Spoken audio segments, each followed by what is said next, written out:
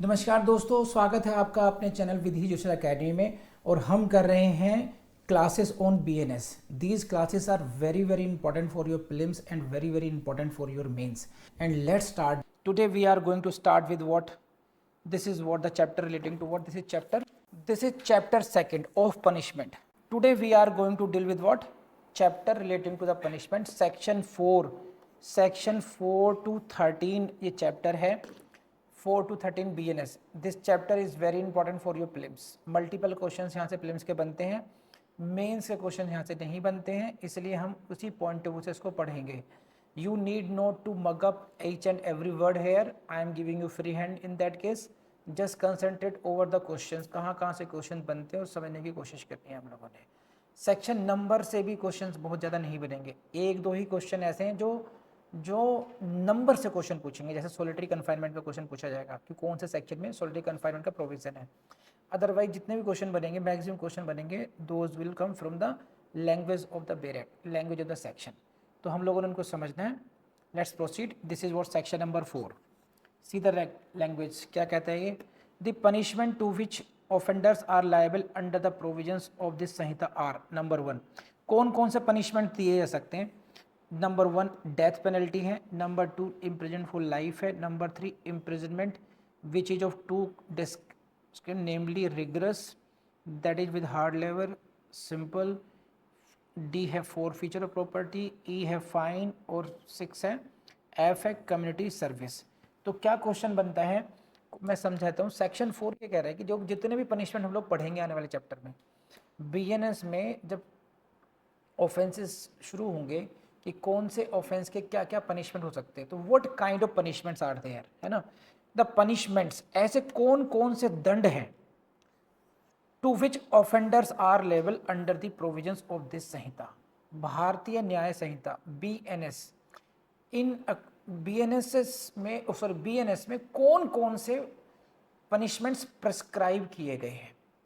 यहां से प्रीलिम्स से क्वेश्चन बनता है, which out of the following punishments are given और are not given under the BNS. कौन कौन से हैं, तो इससे आप परिचित है। नंबर 1 क्या है, डेथ पेनल्टी है, मृत्यु दंड दिया जा सकता है। तो there are many provisions in which punishment is death, death penalty is there.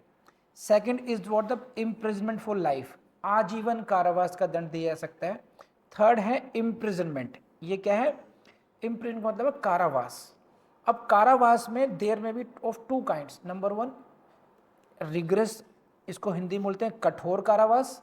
कठोर कारावास का मतलब होता है विद हार्ड लेबर, जब से मेहनत कराई जाएगी। और दूसरा है सिंपल यानी कि सादा कारावास।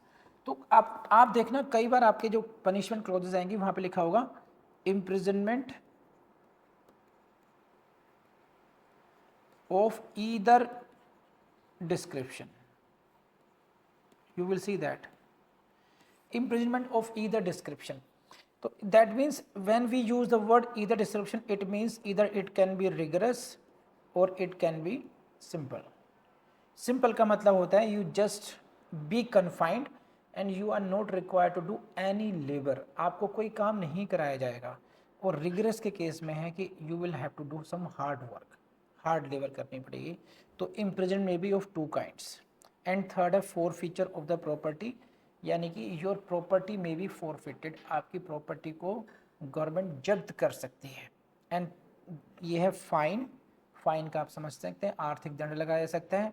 Now this is new addition BNS में, this is innovation this time, this is community service.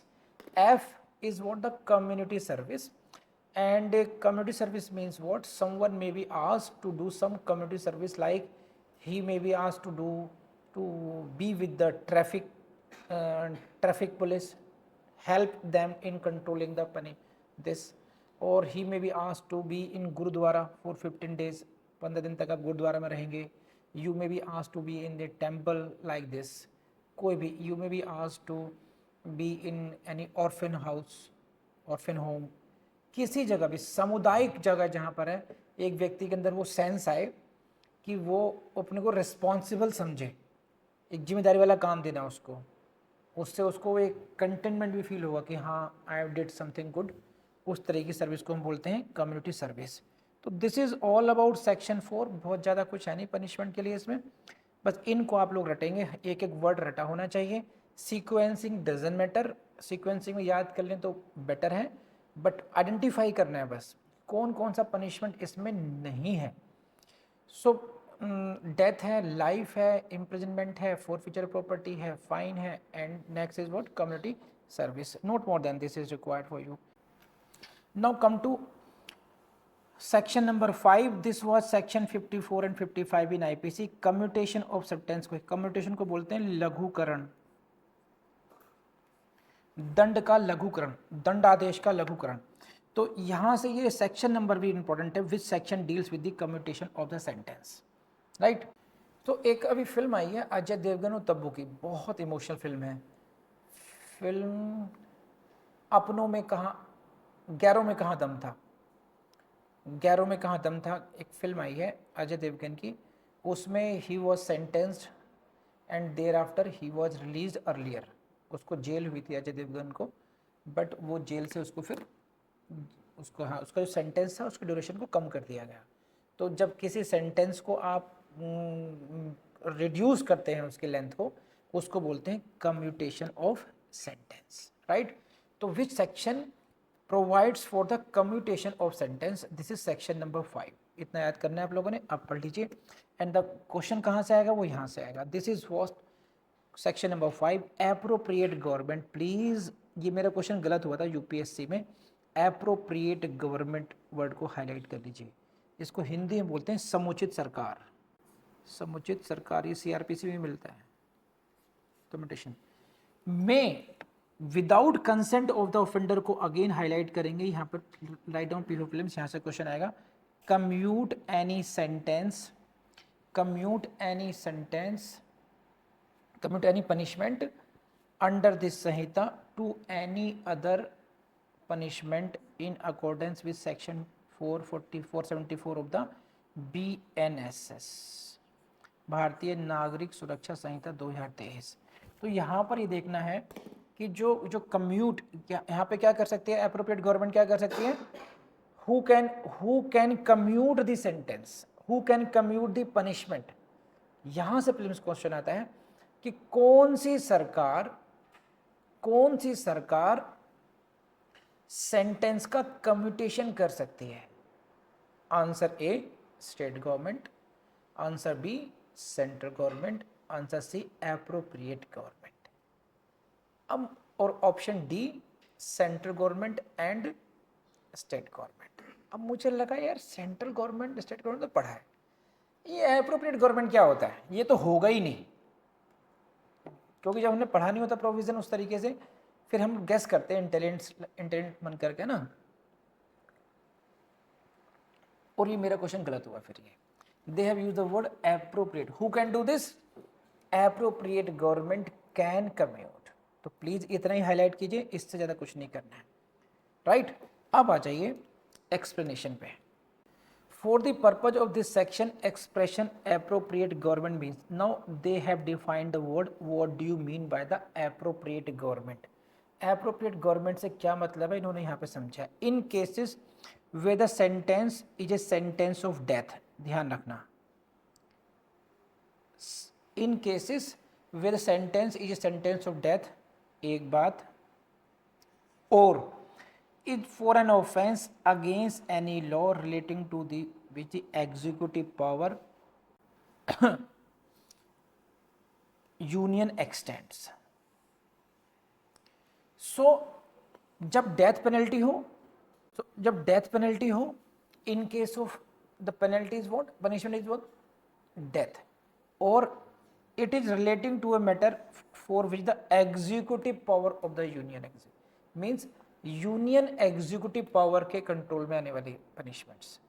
In that cases which government will be appropriate government, the appropriate government will be central government. तो they have used the word appropriate government initially for both, in some cases it may be state government, in some cases appropriate government may be central government. So then they have explained कि in which cases appropriate government will be state government, in which cases appropriate government will be central government. किन किन मामलों में जो समुचित सरकार राज्य सरकार होगी, किन किन मामलों में समुचित सरकार केंद्र सरकार होगी, वो उन्होंने ए और बी में बाद में बता दिया. तो आपको बहुत ध्यान से देखना पड़ेगा कि क्वेश्चन पूछा क्या गया है. एप्रोप्रिएट गवर्नमेंट पूछा गया है या एप्रोप्रिएट गवर्नमेंट का मीनिंग पूछा गया है. तो यहाँ पर देख लीजिए कहाँ की बात है.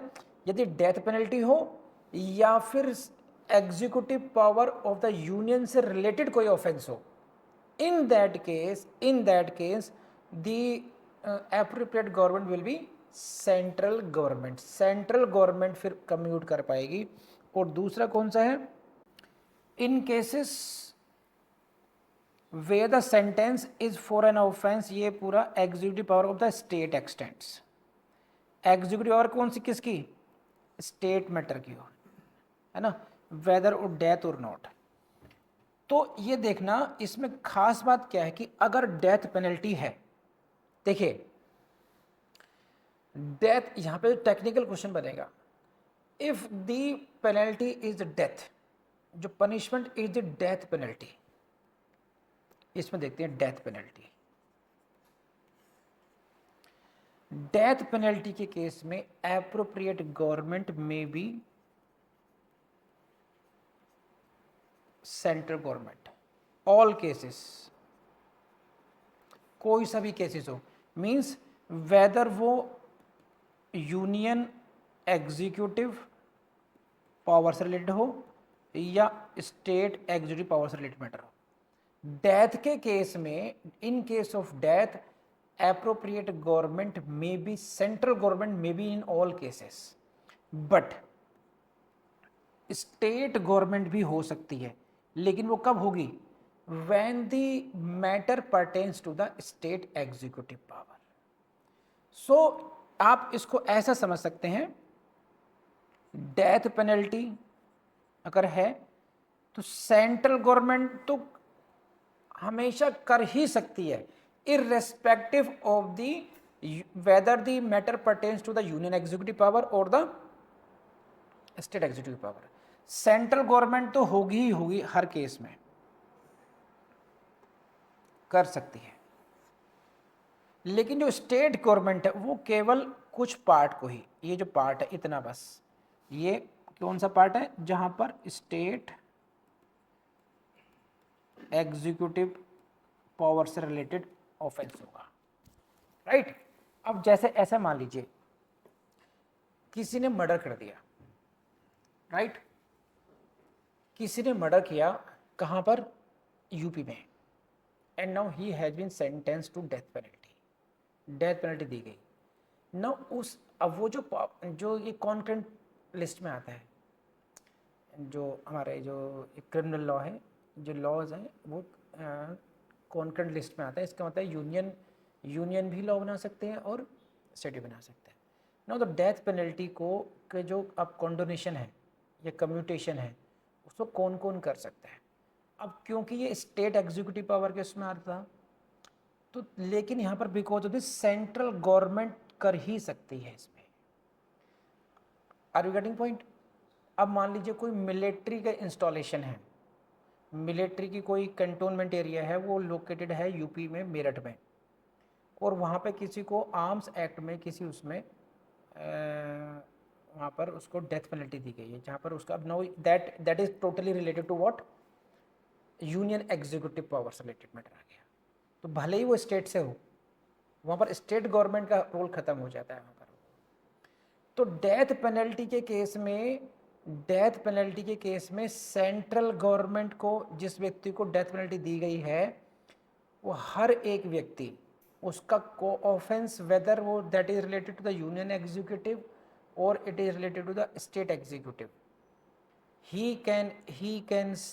can send the mercy petition to the president.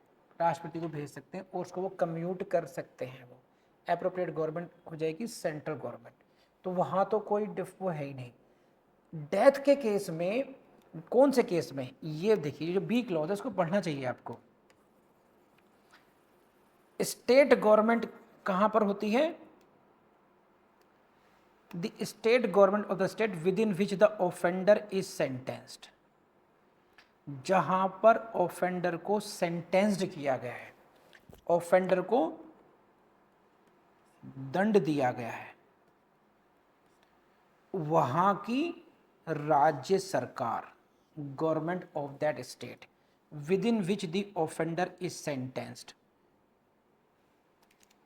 इस वर्ड को मत भूलिएगा। देखिए इसको मैं एक काम करता हूँ, इसको एक साथ पढ़ेंगे हम लोग, अब शायद समझ आएगा। इन केसेस वेयर द सेंटेंस, ऐसे मामलों में जहां पर जो दंड है, सेंटेंस है, इज फॉर एन ऑफेंस, एक ऐसे अपराध के लिए है, कौन सा अपराध, which is against any law, ठीक है, ऑफेंस अगेंस्ट द लॉ, कौन सा law, relating to a matter, which matter, to which executive power of the state extends, executive power of the state, हम इसको एग्जीक्यूटिव पावर स्टेट की, उससे संबंधित law और उसके अंतर्गत आने वाला कोई अपराध, ठीक। तो you can say basically, you can say कि स्टेट लॉज कह सकते हैं, ऐसे समझ लीजिए। स्टेट लॉ के अंतर्गत अगर किसी को सेंटेंस किया गया, मान लीजिए स्टेट लिक्वर पॉलिसी है किसी की, इससे अच्छा example Delhi is not a state, लेकिन मान के चलते जैसे यूपी की, यूपी एक्साइज एक्ट हो गया, तो वहां पर जो पनिशमेंट मिल रहा है उसको, that is the accused is being punished, the accused is being punished relating to a, sorry, accused is being punished for an offense relating to a matter which is to which executive power of the state extends। इससे अच्छा नहीं मिलेगा मेरे ख्याल, exclusive हो गया वो, वहाँ की लिक्वर पॉलिसी कह लीजिए, वहाँ की उसको क्या बोलते हैं, लिक्वर पॉलिसी यहाँ बोलते हैं, उसको बोलते हैं, एक वर्ड है उसके लिए अलग से, चलिए अभी लिक्वर पॉलिसी मान के चलिए, जिससे काफ़ी हाईलाइटेड रही है तो आप लोग समझ सकते हैं।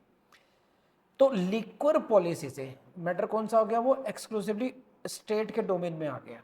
अब उसके ऑफेंस को अगर किसी को कम्यूट करना हो तो क्या वो सेंट्रल गवर्नमेंट होगी या फिर वो स्टेट गवर्नमेंट होगी, तो answer is state government. In this case क्या हो जाएगा, स्टेट गवर्नमेंट, क्योंकि यहाँ पर एप्रोप्रिएट गवर्नमेंट का मतलब इस for this purpose it will be state government.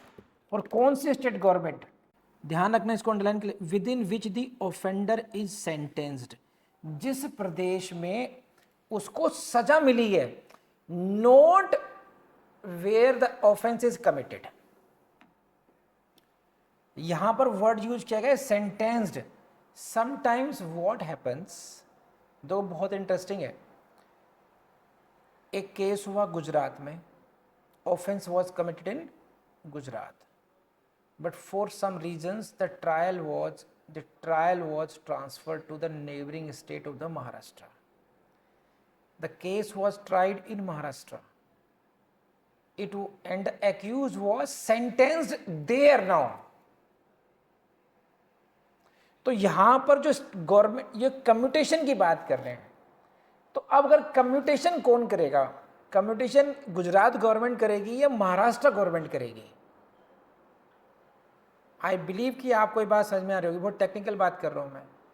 तो देयर में भी involvement of two state governments, where the offence is committed and where the offender is sentenced. So commutation for the purpose of identification of the appropriate government, the state government where the offender is sentenced, वो राज्य सरकार जहां पर उसको sentence किया गया होगा तो वो कर सकती है। दूसरा क्या, मान लीजिए ऐसे किसी मामले में अगर डेथ पेनल्टी दी गई है क्या, तो यस, इन सच केसेस जो स्टेट मैटर हो उनमें अगर डेथ पेनल्टी भी किसी को दी गई है, even in that case state government can commute the sentence. तो मुझे लगता है कि अब आप लोग कर पाएंगे अच्छे तरीके से, हाँ या ना बताइए। रिया आपको समझ में आई बात अब?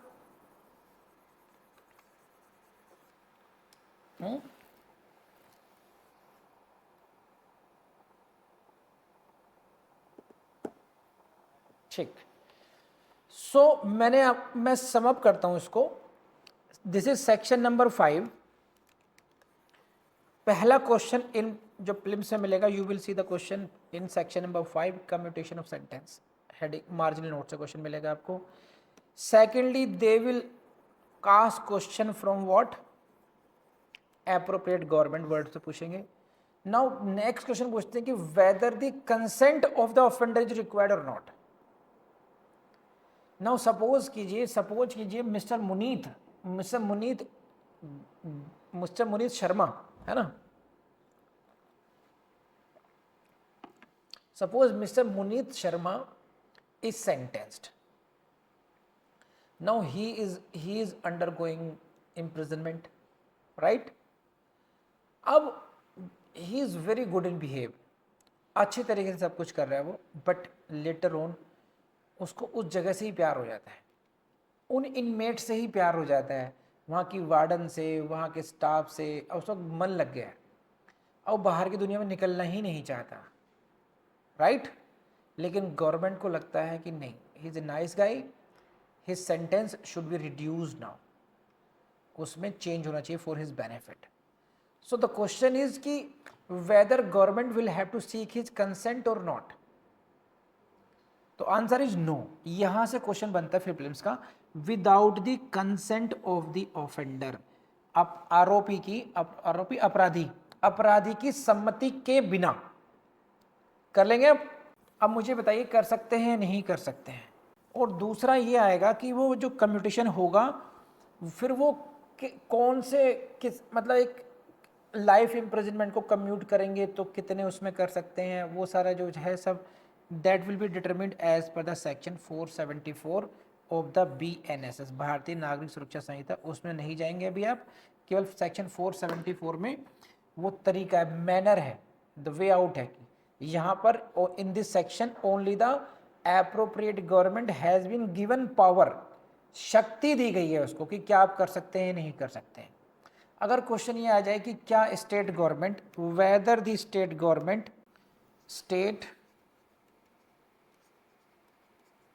Government can commute death penalty, answer is yes. But when it is related to an offense relating to the state executive power law। बात समझ में आ गई नहीं आ गई? क्या यूनियन कर सकती है? Union government yes, in every case, हर मामले में कर सकते हैं वहां पर। तो स्टेट गवर्नमेंट का लिमिटेड है और यूनियन की डेथ पेनल्टी के केस में कोई भी लिमिटेशन नहीं है इसमें। तो अब मुझे sir in case of commutation of sentence under Maharashtra government, only government is empowered to commute exclusively. In case of commutation of sentence under Maharashtra government, अच्छा देखिए, हाँ मान लीजिए कोई लॉ ऐसा है, इसको और क्लियर करते हैं, law that is related to the Maharashtra state executive power law, ऐसे शॉर्ट में समझ लिया हमने, ठीक है। महाराष्ट्र के स्टेट गवर्नमेंट है, उसके एग्जीक्यूटिव पावर से रिलेटेड लॉ के वायलेशन में कोई ऑफेंस हुआ है, ठीक, इसमें पनिशमेंट मिला, इसको कम्यूटेशन होना है, इसका कौन कर सकता है? ओनली स्टेट गवर्नमेंट, क्योंकि ये स्टेट गवर्नमेंट से रिलेटेड है, ओनली नॉट द यूनियन। हाँ अगर ये पनिशमेंट डेथ का होगा देन सेंट्रल भी यूनियन भी कर सकती है और स्टेट भी कर सकती है। Otherwise punishment other than the death penalty है, अरे ये बात समझ में आई आपको? देन ओनली स्टेट मैटर जो रिलेटेड है, एक्सक्लूसिवली जो स्टेट मैटर रिलेटेड है, उन केसेस में state government can commute only in case of death penalty, but not in case of other offences, other punishments. बोलिए हाँ या ना, जल्दी बताइए मुझे। चले साहब, बढ़े आगे को, very good. Now come to section number 6, fractions of term of punishment, section number 6। Heading से क्वेश्चन नहीं आएगा। This was section 57 IPC.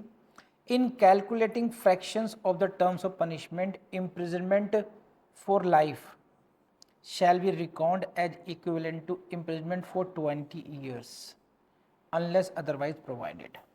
देखिए क्या है, इसको समझिए क्या है। यहाँ पर बहुत सारे स्टूडेंट को कंफ्यूज होता है, कंफ्यूजन यहीं पर होता है। वो कई बार वो कहते हैं कि आपने भी देखा होगा कि इम्प्रिजमेंट फॉर लाइफ का मतलब होता है 20 ईयर्स। ऐसा नहीं है।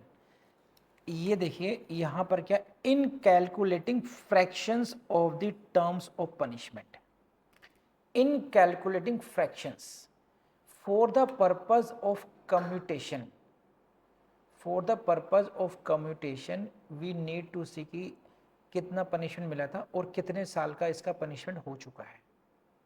इसने 50% पनिशमेंट कवर कर लिया है अपना, 1/3 कर लिया है कवर, कितने साल, कितने परसेंटेज इसने, जो इसका टोटल पनिशमेंट है, मान लीजिए सपोज कीजिए किसी को 9 ईयर्स का पनिशमेंट हुआ, और उसने 3 ईयर्स का पनिशमेंट कवर कर लिया, तो हम क्या कह सकते हैं कि 1/3 of punishment has been served by him, उसका 1/3 पनिशमेंट उसने कर लिया है, यही तो कहेंगे। या 10 ईयर्स का है तो 5 ईयर्स कर सकते हैं। But the problem comes when a person has been given the life imprisonment, आजीवन कारावास। उसका मतलब होता है till the last breath of the life, जीवन के अंतिम श्वास तक इसको जेल में रहना है। Now how can you calculate, मान लीजिए 10 ईयर्स हो गए उसको, अब उसको क्या मिला punishment, life imprisonment, life imprisonment मिला उसको। Now he has covered 10 years. Now there are, this is under consideration whether his sentence should be commuted. तो अब कितने परसेंटेज इसको माना जाए, अब किसको क्या पता कल जिंदा रहेगा नहीं रहेगा, या अगले 30 साल तक जिंदा रहेगा, उसकी परसेंटेज कैसे निकालेंगे, रिमेनिंग लाइफ का तो पता नहीं है आपको। तो अगर कैलकुलेशन करनी हो, फ्रैक्शंस निकालने हो पनिशमेंट के, then this section 6 says life imprisonment will be equivalent to how many years, 20 years को हाईलाइट कर लीजिए, राइट डाउन P4। तो don't forget these words, in calculating fractions, in calculating fractions of the terms of punishment, दंडावधियों के भिन्नों की गणना करने, भिन्न फ्रैक्शंस होता है भिन्न, ठीक, अनलेस अदरवाइज प्रोवाइडेड। तो in general life imprisonment should be considered equivalent to 20 years unless otherwise provided, जब तक कि अन्यथा ना देगा। तो इन जनरल 20 ईयर्स का मानेंगे उसको। इसका मतलब उसको पनिशमेंट उतना ही कवर करना है। किसी व्यक्ति को आजीवन कारावास की सजा मिल गई, तो आजीवन कारावास का मतलब होता है जब तक उसकी अंतिम श्वास। लेकिन अगर उसकी कम्यूटेशन अंडर कंसिडरेशन आ गई, then the government will have to calculate how much percentage he has already undergone. For that purpose only for that exclusive purpose of that calculation, life imprisonment should be considered equivalent to 20 years। बोलो हाँ है ना, बात समझ आ रही है आपको। तो यहीं से क्वेश्चन आता है 20 ईयर्स, 30 ईयर्स, कितने ईयर्स के कैलकुलेशन में। तो स्टूडेंट कई बार क्या समझ लेंगे लाइफ इम्प्रिजनमेंट का मतलब होता है 20 ईयर्स, ऐसा नहीं है। किसी 20 साल के लड़के को लाइफ इम्प्रिजनमेंट हुई तो उसके लिए हो सकता है ये कितने साल हो जाए, 50 साल भी हो सकती है। जब तक जिंदा रहेगा तब तक लाइफ इम्प्रिजनमेंट रहेगी। अब मान लीजिए 10 साल बाद, 5 साल बाद ये लगे कि इसका बिहेव अच्छा है, अब इसको बेटर ये होगा कि इसको छोड़ दिया जाए, तो तब ये देखा जाएगा कि भाई अपना जो इसका पनिशमेंट है उसका कितना परसेंटेज ये सर्व कर चुका है। तो लाइफ इम्प्रिजनमेंट कहेंगे ये तो ये बहुत जिंदा रहने वाला था, तो 20 ईयर्स के हिसाब से उसको फिर कैलकुलेट करेंगे। 10 साल हो गया तो 50% अंडरगोन मानेंगे, 5 साल कर चुका है तो 1/4 ऑफ द सेंटेंस मानेंगे उसको, इस तरीके से करेंगे कैलकुलेशन। तो 20 ईयर्स जो फिगर है, यहाँ से प्रीलिम्स में क्वेश्चन आता है, सेक्शन 6 की हेडिंग से क्वेश्चन बन जाएगा। हालांकि बनने में चांसेस बहुत कम है, मेनली तो 20 ईयर्स पर ही काम है क्वेश्चन आएगा। Now come to section number 7. 7, this is equivalent to section 60 IPC. Heading से क्वेश्चन आने की संभावना 0.1%. यहां से question, in every case in which an offender is punishable with imprisonment which may be of either description. Either description को highlight कर लीजिए. imprisonment of either description in so many sections in which punishment is prescribed, सब clauses में जहां पर punishment prescribe किया गया हो, तो कहते हैं shall be, उसमें कैसे लिखा होता है, shall be punishable with imprisonment of either description which may extend to 7 years. तो यहां पर ये टर्म लिखते हैं ईदर डिस्क्रिप्शन का मतलब क्या होता है. जैसे किसी में लिखा होगा कि भाई वह 7 वर्ष तक के कारावास जो कि किसी भी भांति का हो सकता है, किसी भी भांति का हो सकता है, से दंडनीय होगा. तो जहां पर किसी भी भांति ईदर डिस्क्रिप्शन, जैसे मान लीजिए साफ साफ बात है, मान लीजिए प्रतिभा मैडम कंफ्यूज हो गई कि भाई हमें समझ में नहीं आती बातें, या तो लिखो आप सिंपल इम्प्रिजनमेंट देंगे 7 ईयर्स तक का, या आप लिखो रिगरस इम्प्रिजनमेंट. ये क्या मैटर है, ईदर डिस्क्रिप्शन लिख दिया आपने. ईदर डिस्क्रिप्शन का मतलब क्या है कि या तो ये होगा या तो ये होगा. तो प्लीज क्लैरिफाई दिस. उसी को क्लैरिफाई करता है आपका सेक्शन 7 कि अगर ऐसा हो तब क्या होगा.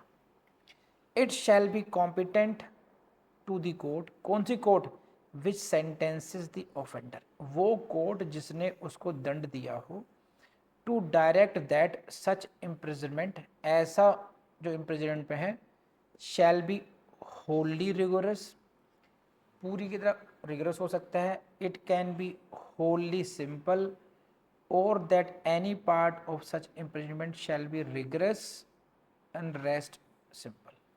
तो वो ये कह सकते हैं इस तरीके से, मान लीजिए बार है कंप्लीटली रिगोरस, ठीक, या वो ये कह सकते हैं कंप्लीटली सिंपल, या वो ये कह सकते हैं कि 50% सिंपल और 50% rigorous. It shall be competent to the court, ऐसा करने में कोर्ट सक्षम होगी. It shall be competent to the court, court चाहे तो ऐसा कर सकती है. तो whenever either description is, then it means it lies solely within the discretion of the court. Court के डिस्क्रेशन में होगा ये. कोर्ट चाहे तो कंप्लीटली रिग्रेस कर दे, कंप्लीटली सिंपल कर दें, या फिर उसको पार्ट सिंपल और पार्ट रिग्रेस में भी कन्वर्ट कर सकते हैं. तो ये ऐसे इसको, अब these are the actually section 4 to 13, these are the enabling sections actually, how to treat the punishments. So there are somewhere enabling, they are giving powers to the appropriate government, somewhere they are giving power to the court कि आप ऐसा कर सकते हो, somewhere they are only clarifying कि ऐसा ऐसा ऐसा ऐसा हो सकता है इसमें. तो ये 4 to 13 जब आप जज बन जाएंगे, ये आपको पता चलेगा कि व्हाट यू कैन डू और what you can not do. तो ईदर डिस्क्रिप्शन का मीनिंग समझा दिया यहाँ पर. अब जहाँ जहाँ पर भी कोर्ट, जहाँ जहाँ पर भी पनिशमेंट वाली जो क्लॉजेज आएंगी, ईदर डिस्क्रिप्शन होगा, वहाँ पर आपको समझ में आ जाएगा कि ईदर डिस्क्रिप्शन का मतलब ये है कि अब जज, अब जुडिशियल मजिस्ट्रेट या सेशन जज व्हाटएवर, उसको ये पावर है कि वो पनिशमेंट को किस तरीके से ट्रीट करवाना है उसको. Got it. Now come to section 8. This is section 8. Amount of fine, liability in default of payment of fine. ठीक, very important for your prelims, very important for your prelims. Very important for your prelims. मैं आपको एक बात याद आ गई तो share कर लेता हूँ। मेरा एग्ज़ाम था यूपी पीसीएस जे का, राइट। प्रीलिम्स है मेरा पीसीएस जे का, और एग्ज़ाम है 10 AM पर। और मैं मन बना चुका हूँ कि मैं छोड़ूंगा, बिकॉज मेरा मन नहीं है जज बनने का। I will go for the UPSC, और मेरा यूपीएससी मेंस दे ही रहा हूँ मैं लगातार, स्टेट का भी दे रहा हूँ। अब सुबह 4 बजे मेरे एक दोस्त ने कहा कि यार दे देना यार। इनके भाई मुझे सीआरपीसी में मुझे नहीं पता कहाँ से क्वेश्चन बनते हैं, एविडेंस में, सीपीसी में, ये प्रोसीजर एक्ट है, इनको तो टच ही नहीं करता हूँ मैं, क्योंकि ये यूपीएससी में आते नहीं है। मेरा सब्सटेंटिव एक्ट बहुत स्ट्रॉन्ग है। तो नहीं, सीपीसी नहीं था उसमें, सीआरपीसी और एविडेंस, कि तो बेरेट उठा, और जैसा जैसा मैं कहता हूँ वैसे वैसे हाईलाइट कर ले बस। उनको एक बार अगर हो सके तो पढ़ लेना, और फिर तू जलवा देख एग्जाम में। 90% क्वेश्चन में सॉल्व करके आया था सीआरपीसी के और एविडेंस के, 1 से 2 घंटे में कवर्ड। कैसे किया था, जैसे भी बता रहा हूँ। यहाँ से अप्रोप्रिएट गवर्नमेंट आएगा, यहाँ से 20 ईयर्स आएगा। यार ज़्यादा दिमाग मत लगा, समझाना नहीं है। अप्रोप्रिएट गवर्नमेंट 20 ये फ्रैक्शन, फाइन, डिफॉल्ट, ये सब इतने इन वर्ड्स को ध्यान में रख ले बस। And yes, okay. तो यहाँ से क्वेश्चन बनेंगे। मैं आपको ये क्यों याद कर रहा हूँ, क्योंकि मुझे वो घटना याद आ गई कि मैंने कैसे किए थे उस समय ये, और मैंने अपने लिए ऐसे ही पढ़ा था।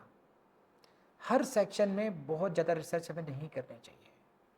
तो जब मैं कर पाया उस दिन, तो मैंने तो आके भी उसी फॉर्मूले को अपनाया कि बस इन्हीं से करना है मुझे, काम हो गया मेरा। उसके बाद मेंस के, उसके बाद मैं केवल मेंस ओरिएंटेड सेक्शंस पढ़ूंगा जहाँ से मेंस से क्वेश्चन बनते हैं वैसे। तो ये इतना सिंपल है करना। कई बार हम चीज़ों को खुद बहुत ज़्यादा कॉम्प्लिकेट कर देते हैं, है ना। जैसे आपने देखा होगा कुछ फिल्मों में दिखाते हैं कि ना, एक दिमाग में थोड़ा सा उनको है कि अगर वो चीज़ें बिखरी हुई हैं तो एकदम फिर वो उसको पहले सही करेंगे, डायरेक्शन रखेंगे। अगर उनका कोई भी आइटम है घर में, बल्कि आपका पायदान भी है, पायदान कोई वो एकदम निश्चित एंगल पे रखेंगे, टेढ़ा नहीं होना चाहिए वो। उस माइंड सेट से इंसान जी नहीं पाता, उस माइंड सेट से एग्ज़ाम भी क्वालिफाई नहीं कर पाता। तो मैं तो देखो टीचर हूँ और एक प्रोफेशनल कोचिंग को चला रहा हूँ। I am the owner founder of this. तो मेरे लिए क्या है कि सारी क्लासेस रिकॉर्ड होती हैं, और रिकॉर्डिंग के बाद में कुछ बच्चे केवल रिकॉर्डिंग भी देखना चाहते हैं। सो अगर मैं कुछ छोड़ देता हूँ या कम डिटेल में पढ़ाया, तो 50 नहीं तो 10-20% ऐसे आएंगे, उनको फ़ोन आएगा सर आपने ऐसे कराया था उसकी। तो मुझे लगता है कि उसकी फ़ोन कॉल को अटेंड करके उसको मैं रिपीटेडली समझाऊँ ऐसे को, तो मैं तो डिटेल में कर पढ़ा देता हूँ। वो तो मैं अपनी बुराई के लिए भी करता हूँ, और फिर मैं मान के चलता हूँ कि मैं ऐसे व्यक्ति को पढ़ा रहा हूँ कि जिसने ज़िंदगी में कभी लॉ ना पढ़ा हो, और मूर्खतम लोगों की भी लाइन लगी हो तो उसमें सबसे अंतिम बिंदु पर जो बैठा हो उसको मेरा पढ़ाया हुआ समझ में आ जाए। मैं वैसे सोच के पढ़ाता हूँ। लेकिन मैं आपको समझा रहा हूँ जिनको उसकी ज़रूरत नहीं है उतने की। तो आप केवल वो पॉइंट्स उठाओ जहाँ जहाँ कहता हूँ यहाँ से प्रीलिम्स से क्वेश्चन है, वहाँ से क्वेश्चन आएगा, उनको हाईलाइट करके उन्हीं को माइंड में फिक्स कर लोगे तो आपका काम हो जाएगा। एक्चुअली उसी से ही काम होगा। ज़्यादा पढ़ोगे तो फेल होगे। This is as simple as this. समझ पा रहे हो मेरी बात? हाँ है ना, जल्दी बताइए। लेकिन साथ ही साथ इसका मतलब ये भी है कि फिर उतना हमारा इतना अच्छा होना चाहिए कि दुनिया की कोई ताकत हिला ना पाए उसको। जो टाइम हम बचा रहे हैं ना एक्स्ट्रा कोर्स को छोड़ करके, वो टाइम हमें रिवीजन में और प्रैक्टिस में लगाना है कि फिर हमारी एक्यूरेसी 100% की होनी चाहिए। अब देखते हैं क्या होता है। देखिए इसमें बेसिकली क्या डील किया गया कि फाइन के ऊपर है पूरा सेक्शन। ये सेक्शन 8, 1, 2, 3 मल्टीपल क्लॉजेज है इसमें। तो जब आपको फाइन भी दिया गया है और आप फाइन पेमेंट नहीं करते हैं तब क्या होगा। तो इन डिफ़ॉल्ट बिल देखिए लाइन लिखिए, इसमें क्या डील करेंगे, अमाउंट ऑफ फाइन कितना अमाउंट होना चाहिए, और दूसरा लाइबिलिटी। कौन सी लाइबिलिटी? इन डिफ़ॉल्ट। इन डिफ़ॉल्ट का मतलब है, इन डिफ़ॉल्ट का मतलब है सपोज कीजिए एक्यूज वॉज अवॉर्डेड टू पे सेंटेंस ऑफ 10,000 रुपीज़, कि तुम्हें 10,000 रुपीज़ का फाइन भी। नो, इन डिफ़ॉल्ट का मतलब है ही इज़ नॉट एबल और he is not paying that fine. वो फाइन दे ही नहीं रहा, तो he is making default in the payment of fine, तो what will be the consequence, फिर क्या होगा, पैसे नहीं दे रहा, मुझे पैसे नहीं है जी, मैं जमा नहीं कर सकता फाइन, अब क्या होगा, ऐसे केस में उसको फिर जो इम्प्रिजनमेंट है वो सर्व करना पड़ेगा एक्सेस में। क्या है देखिए, this is what clause 1 section 8 clause 1 where no sum is expressed, no sum is expressed to which a fine may extend, वहां पर केवल सिर्फ लिखा हुआ है और फाइन, लाइबल और फाइन होता है ना, imprisonment for this year and imprisonment for fine. अब यहां पर ये नहीं लिखा हुआ how much fine, 1000 rupees fine, 10,000 rupees fine, 1 lakh fine, what should be the quantum fine, it is not mentioned.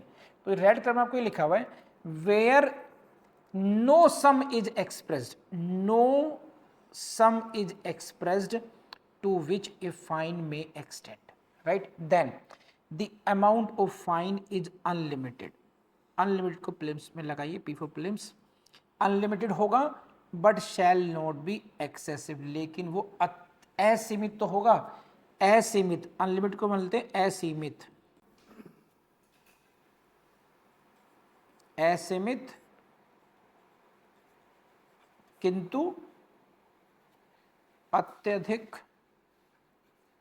नहीं, कितने अच्छे वर्ड है, असीमित परंतु अत्यधिक नहीं, it shall not be excessive. So मान लीजिए किसी उसमें लिखा है fine, he shall be imprisonment, जो उसका पनिशमेंट है वो कितना होना चाहिए, सपोज कीजिए 2 ईयर्स तक का इम्प्रिजनमेंट और fine.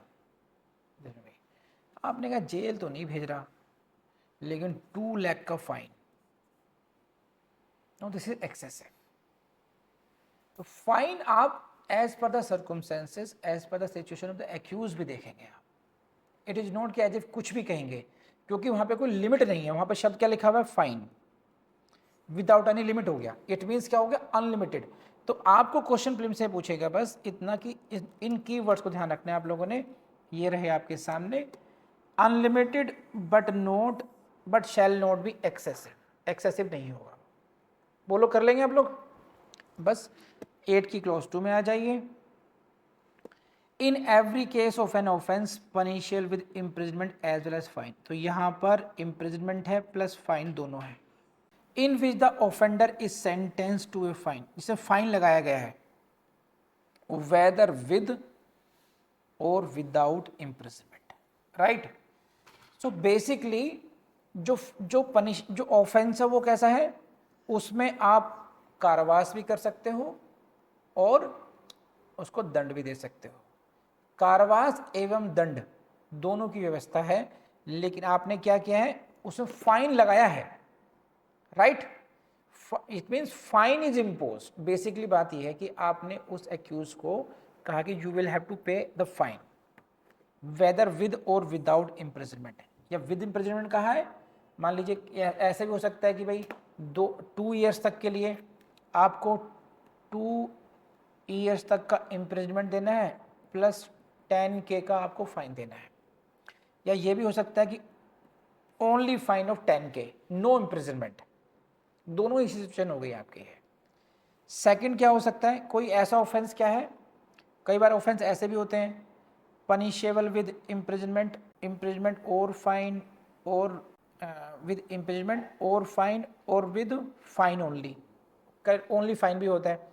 Offender is sentence to a fine, तो सेंटेंस में फाइन का इंक्लूजन है, राइट, तब क्या होगा, it shall be competent to the court which sentence is the offender, वो कोर्ट जिसने उसको दंड दिया है, it shall be competent to direct, वो डायरेक्शन दे सकते हैं किसकी, that in default of payment of the fine, fine की पेमेंट नहीं होने पे the offender shall suffer imprisonment, जो ऑफेंडर है जिसको सजा दी गई है, इन डिफॉल्ट, ये हाईलाइट कर लीजिए, इन default of the fine, fine payment की नहीं करने की दशा में ही शैल सफर इम्प्रिजनमेंट, उसको इम्प्रिजनमेंट यानी कि कारावास भुगतना होगा, ऐसा कोर्ट आदेश दे सकती है।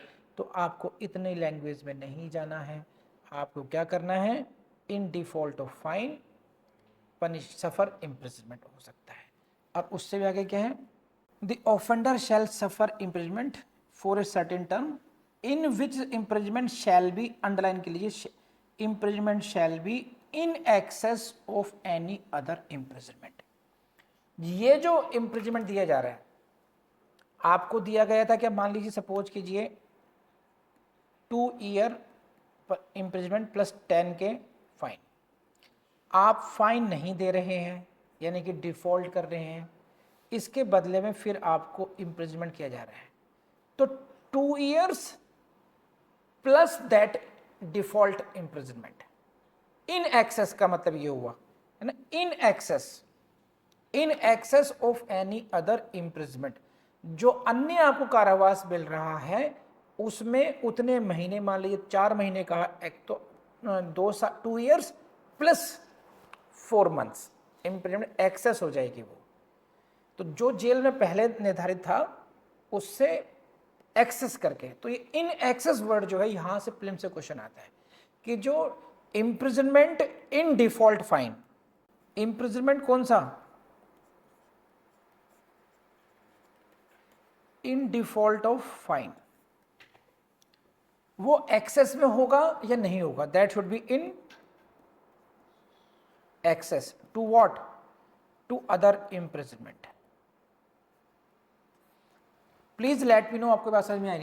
The term for which, next clause, the term for which the court directs the offender to be imprisonment in default of fine, बस इतना कर लीजिए, अंडरलाइन कर लीजिए, highlight, shall not exceed 1/4 of the term of imprisonment which is the maximum fix for the offence. भाई मेरे 99.9% जितनी बार भी क्वेश्चन आया है ना, जितनी बार भी आया है वो यहीं से क्वेश्चन आया है कि जो इन default of fine, in default of fine maximum कितना दे सकते हैं उसको, 1/4 of the term fixed for the offence. इस वर्ड को अंडरलाइन कर लो प्रतिमा देवी, फिक्स्ड फॉर द ऑफेंस। क्या समझे, नहीं समझे हैं रिया madam? 3 years imprisonment has been provided, suppose for theft, offense committed was theft, चोरी का अपराध किया, उसमें 3 years तक का imprisonment और फाइन की व्यवस्था की गई है। इतना ही मैं देख लेता हूं एक बार। देखिए ये है आपका section 303 clause 2 BNS,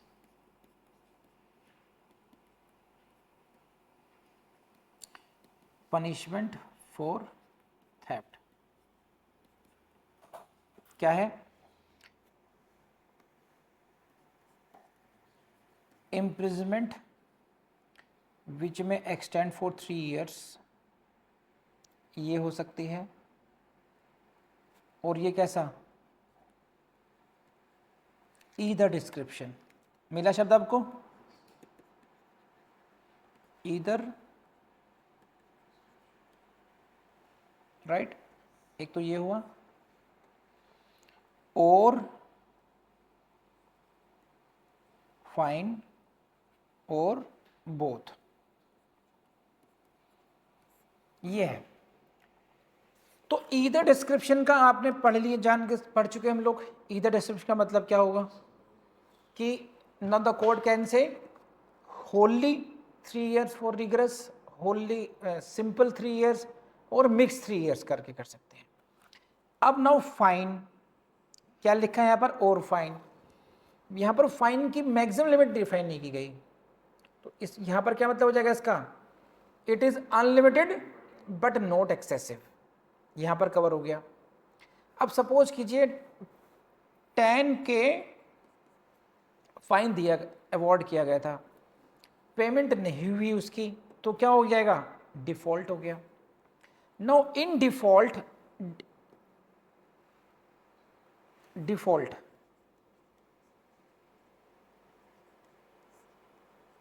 default of fine क्या होगा आपको फिर, इम्प्रिजनमेंट हो जाएगी। उसकी मैक्सिमम ड्यूरेशन क्या होगी? तो ये देखा जाएगा कि जो मैक्सिमम फिक्स्ड है वो कितनी है? 3 इयर्स। देखो दोनों में अंतर है, कंफ्यूज मत हो जाइएगा, मैं इसको दोबारा समझाने के कोशिश करता हूं। एक है फिक्स्ड, फिक्स्ड कितनी है? 3 इयर्स, और फाइन और बोथ। एक है अवॉर्डेड, मान लीजिए अवॉर्ड किया 2 इयर्स, फाइन किया 10K। एक है फिक्स बाय लॉ, कि लॉ ने कितना फिक्स किया था? लॉ ने फिक्स किया कि मैक्सिमम पनिशमेंट आप कितना दे सकते हो? 3 इयर्स का। लेकिन कोर्ट ने अवॉर्ड कितना किया? ओनली 2 इयर्स का किया। तो can you differentiate between this two? This is in the law book कि maximum punishment for theft can be of 3 years, but the court considers that no, we need not to give the whole term, 3 साल तक का नहीं, sorry, award should be given only, imprisonment should be given only for the 2 years, right? And along with the 10K fine, 10,000 rupees fine. Now this is not paid, इसकी payment नहीं हुई है। Note paid को हम क्या बोलेंगे? ये default हो गया, डिफॉल्ट ऑफ फाइन हो गया। डिफॉल्ट ऑफ फाइन हो गया तो इसके लिए क्या करना पड़ेगा? नाउ इम्प्रिजनमेंट हो।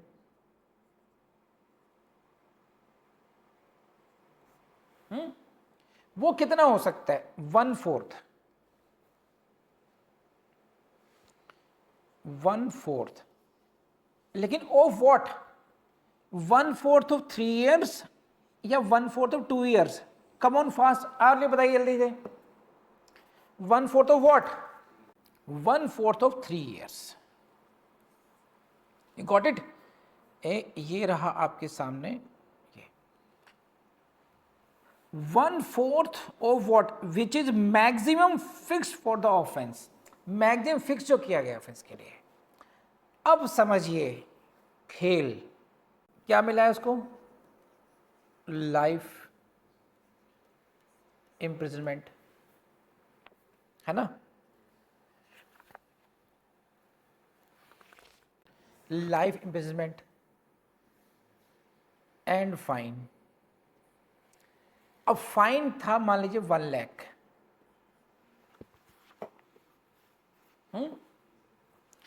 1 लाख का फाइन था। अब उन्होंने कहा फाइन नहीं दूंगा मैं, जिंदगी भर रहना तो है ही जेल मुझे। अब क्या होगा? इन डिफॉल्ट उसको इम्प्रिजनमेंट जाना ही पड़ेगा, है कि नहीं है? अब क्या होगा फिर? तो इसके फ्रैक्शंस को काउंट करेंगे। अब वो कितना काउंट माना जाएगा? 20 इयर्स ना, समझ रहे आप ये? अब 20 इयर्स के पॉइंट ऑफ व्यू से मैक्सिमम 5 इयर्स का डिफॉल्ट फाइन इसमें हो जाएगा।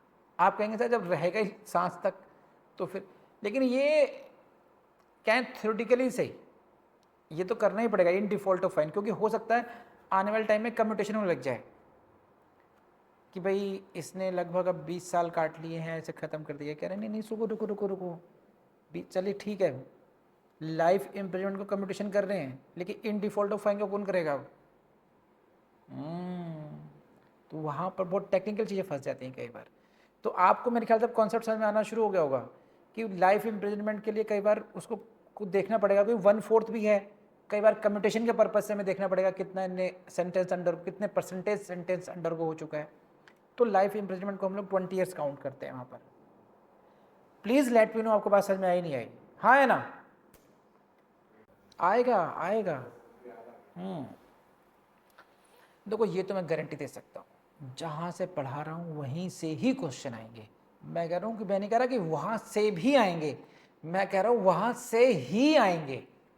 इतना कर डालिए बस आप, इससे एक्स्ट्रा आए तो छोड़ दो, सिलेक्शन हो जाएगा। लेकिन दुख की बात ये, इतना तो करो, इतना इतनी की परसेंटेज 100% होनी चाहिए। ठीक है, यूं देखना है, हाँ ये 15 मिनट के अंदर आईपीसी खत्म, that should be the spirit. Fix होना चाहिए कि जैसे आप जो है ना पेपर आउट करे हुए माइंड में घूम रहे हैं, अच्छा ये क्वेश्चन आया कहाँ से आ गया, कुछ तो नया करो महाराज, ये कॉन्फिडेंस होना चाहिए और ये डूएबल है। मैं आपको बता रहा हूँ कि जुडिशरी का जो एग्ज़ाम है वो यूपीएससी कंपैरिजन में बहुत मतलब यू कैन से इजी है। यूपीएससी का एग्ज़ाम बहुत टफ होता है, जब उसमें पहले ऑप्शनल सब्जेक्ट्स भी होते थे, जैसे मेरा था जीएस एटिक लॉ का सब्जेक्ट होता था, उसमें 120 क्वेश्चन आते थे और बहुत टफ होते थे क्वेश्चन वो। लेकिन मैंने कसम खा रखी थी, आईपीसी में 20 क्वेश्चन आते थे तो मेरे 19 नहीं होने बस किसी भी हालत में, it should be 20 always, and it has been 20 always, कभी 19 हुए ही नहीं। ऐसे ही कॉन्स्टी, ऐसे ही कॉन्ट्रैक्ट और टॉट, हाँ टॉट भी ऐसा, तो टॉट, कॉन्ट्रैक्ट, कॉन्स्टिट्यूशन और आईपीसी। आउट ऑफ 120 80 मार्क्स ऐसा हो गया, 80 में से 80 100% सिक्योर्ड है ही हैं, बचे बाकी के 40, उसमें था जुरिस्प्रूडेंस, उसमें था इंटरनेशनल लॉ, उसका मेरा टारगेट था 40 में से 30, 80 + 30 110, तो 110, 111, 109 ये अपना स्कोर हो गया। फिर जीएस में कितना भी हो that will B makeup by the law, क्योंकि बाकी की जनरल टेंडेंसीज कितनी है 95, 96 तक दम तोड़ देते हैं स्टूडेंट्स। तो मेरे 10-15 क्वेश्चन हमेशा मेरी कोशिश होती है कि मैं ऑप्शनल में ज़्यादा ले लूँ। तो मेरा प्रीलिम्स ऐसे था कि जैसे मान लो रात भर सोए पिए, फिल्म देख ली, कुछ भी करा, सुबह जा कर के बस एक बार देख लिया बस और हो गया। यूपीएससी की बात कर रहा हूँ, तो मैं अपने गुणगान करने के लिए नहीं कर रहा हूँ, मैं आपसे इसलिए कह रहा हूँ कि ये डूएबल है। जिस जो तरीका मैं समझा रहा हूँ उससे ऐसा करना आपके लिए संभव है, यू कैन डू इट, ताकि आपका मोरल हमेशा बूस्टअप रहे कि हाँ मैं कुछ ऐसे काम में मेहनत नहीं कर रहा हूँ जो नहीं हो सकता, क्योंकि आपकी मुट्ठी में है एग्ज़ाम, बस आपको हिम्मत बांध करके लगातार वो करना है। समझ रहे हैं आप? रिया करी 20 ईयर्स का समझ में नहीं आया, ओह माय गॉड, रिया तुम्हारा दिमाग कहाँ था फिर उस समय? लाइफ इम्प्रिजनमेंट का, आप इसको वीडियो देखना पूरा, फिर पूरा वो आपको समझ में आएगा, क्योंकि इसका मतलब कहीं ना कहीं बीच में मिस किया आपने। ये देखिए सेक्शन 8 ये कहता है कि the term for which the court directs offender to be imprisonment कितनी होनी चाहिए?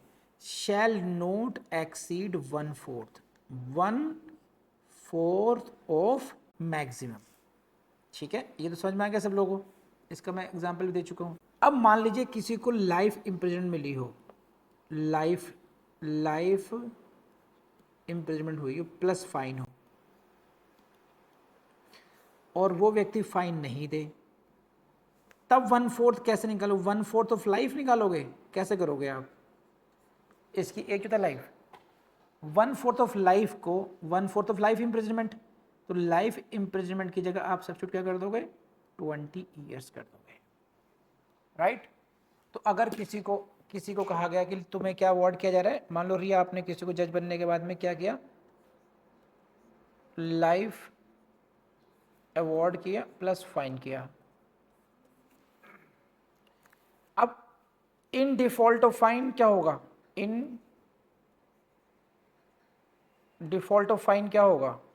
1/4 करते हैं आप, 1/4 किसका करते हैं? मैक्सिमम, 1/4 ऑफ मैक्सिमम, यहां पर क्या है? लाइफ इम्प्रिजनमेंट है, तो लाइफ इम्प्रिजनमेंट का 1/4 कैसे निकालोगे आप? तो जब फ्रैक्शंस कैलकुलेट करने होते हैं तो लाइफ इम्प्रिजनमेंट का मतलब निकालते हैं, अभी समझाया था पिछले सेक्शन में, 20 ईयर्स। तो 20 ईयर्स का मैक्सिमम कितना हो गया? 1/4 कितना हो जाएगा? Maximum 5 years in default of fine add हो जाएगा उसमें। रिया बात समझ में आई नहीं आई? जल्दी बताइए मुझे आप, गॉट इट? तो ये था आपका सेक्शन 8 चल रहा था, ये बात समझ में आ गई? तो यहाँ से क्वेश्चन आते हैं मैक्सिमम टाइम। 8 की क्लोज 4 पर आ जाइए। द इम्प्रिजनमेंट में which the code imposes in default of payment to fine or in default of community service. Community service के डिफॉल्ट में भी करते हैं, तो ये इतना ध्यान रखिए, the imprisonment may be of any description, बस एनी डिस्क्रिप्शन को हाईलाइट के लिए इतने से काम चल जाएगा। इम्प्रिजनमेंट जो होगा एनी, अब हमने तो देख लिया कि पहले हमने क्या देखा, अगर आप फाइन पे नहीं करोगे तो इन डिफॉल्ट ऑफ फाइन यू में बी इम्प्रिजेंट फर्स्ट। सेकेंड है मैक्सिमम कितना कर सकते हो फिर, तो that can be the 1/4 of the maximum sentence prescribed, ये हो गया। देन क्वेश्चन राइज भी सिंपल होगा, रिगरस होगा, ये तो बता दो, तो आंसर इज एनी डिस्क्रिप्शन कर सकते हैं। तो जो the imprisonment may be of any description, इतना भी कर लेंगे आप, काम चल जाएगा। And this may be in default of fine or in default of community service as well, यहाँ पे लिखा हुआ है। If the offence is punishable with fine or community service, समझे, the offence is punishable with fine or community service, ध्यान रखना। the imprisonment which the court imposes in default of payment of fine or community service shall be simple। ओहो, देखिए क्या है, इस line में आप कंफ्यूज हो जाएंगे। ये है सेक्शन 856 को हम कंबाइन कर रहे हैं, 67, 60, 69, तीन सेक्शन को उन्होंने कंबाइन कर दिया, ध्यान रखना आईपीसी के। यहाँ पे क्या बात कर रहे हैं, देखिए अगर कोई ऑफेंस, क्या क्या पनिशमेंट होते हैं, कोई ऑफेंस है दैट में बी पनिशेबल विद इम्प्रिजनमेंट और फाइन, राइट, या एंड फाइन, हम उनकी बात नहीं कर रहे हैं, हम इसमें किसकी बात कर रही है, जहां पर फाइन की बात की जा रही है बस, only fine, when the offence is punishable with only fine. If the offence is punishable with fine को गोल कर लीजिए और कम्युनिटी सर्विस, इट मीन्स क्या है, नोट, कारावास की बात ही नहीं की जा रही इसमें। अब यहां पर वो हंस रहा है, मान लीजिए जो रिया मैडम है, रिया मैडम को सजा सुनाई जा रही है, सही है, कि रिया मैडम आपको 1 लाख का फाइन देना होगा। अब रिया मैडम हंस रही हैं, सब हंस क्यों रही है, कि पेमेंट तो मुझे करनी नहीं है, चलो सही है। अगर इसका मतलब क्या हुआ, रिया मैडम क्या चाह रही हैं कि जो 1 लाख का जो मुझे फाइन हुआ है, I will make default.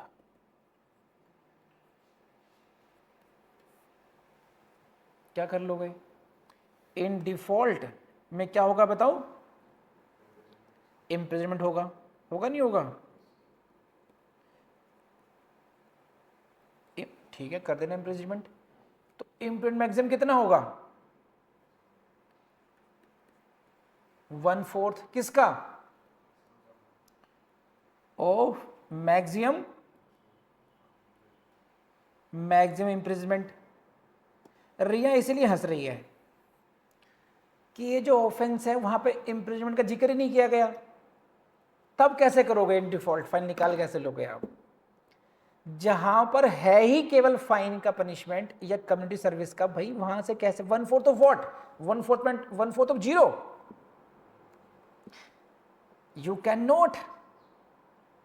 Situation समझ में आ रही है आप लोगों को, ये क्लॉज उन केसेस को डील करती है वहां जहां पर इम्प्रिजनमेंट एज एन पनिशमेंट है ही नहीं, केवल क्या पनिशमेंट है, फाइन है या फिर कम्युनिटी सर्विस है। तब क्या होगा, फाइन और, तो पहली बात इम्प्रिजनमेंट शैल बी सिंपल, वहां पर वो सिंपल होगा, वहां पर ईदर डिस्क्रिप्शन का नहीं होगा, वहां पर क्या होगा, सिंपल का होगा। और आगे क्या है, और टर्म कितनी होगी, है ना, टर्म कितनी होगी, वो एज पर दिस टेबल होगी, 2 months when the amount does not exceed 5,000 rupees। ये सारे प्रीलिम्स से क्वेश्चन बन जाएंगे, यानी कि डज नॉट एक्सीड यानी कि अप टू 5K, ठीक, अप टू 10K 4 months, और उससे ज़्यादा में 10K प्लस में 1 ईयर। तो यहाँ से क्वेश्चन पूछेंगे कि एक, तो ये बहुत टेक्निकल हो सकता है, तो आपको ये देखना पड़ेगा। देखो दो बातें हैं, मैं फिर कह रहा हूँ, फिर आपको समझा रहा हूँ।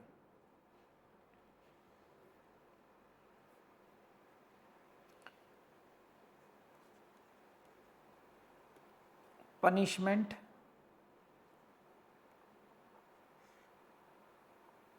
कैसे कैसे हो सकते हैं,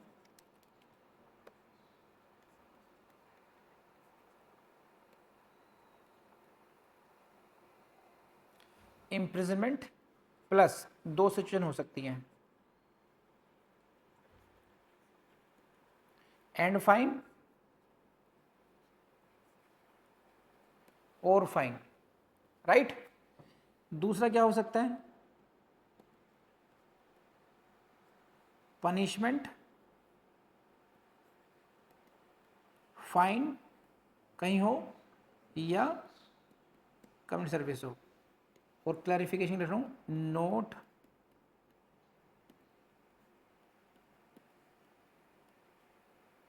नोट इम्प्रिजनमेंट। इन दोनों में डिफरेंस कर पा रहे हो अभी नहीं? यहां पर इम्प्रिजनमेंट है, यहां पर इम्प्रिजनमेंट नहीं है। ऐसे केसेस में आप ये देखेंगे कि जो पनिशमेंट है वो 5K तक का है या 10K तक का फाइन है या 10K प्लस है। यहाँ पर 2 मंथ्स, यहाँ पर 4 मंथ्स, यहाँ पर 1 ईयर। बोलो है ना।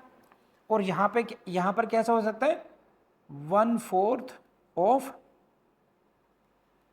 मैक्सिमम इम्प्रिजनमेंट ऑफ दैट, क्योंकि यहाँ पर ऑलरेडी इम्प्रिजनमेंट का जिक्र किया गया हुआ है, इसका 1/4 मैक्सिमम यहाँ पर मिल जाएगा।